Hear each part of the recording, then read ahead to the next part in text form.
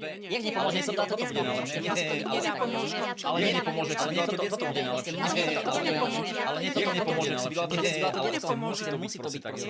Ja to nedávam, ja už končím. Ale nie... Priatelia, veľa rodičov sa ma pýta, že ako sa zachovať v niektorých situáciách, ktoré samozrejme prináša život.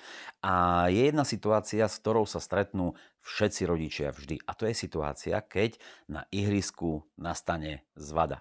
Čo máme vtedy robiť? Ja vám chcem povedať jednu vec, že vtedy ukážte vy svoju rozumnosť.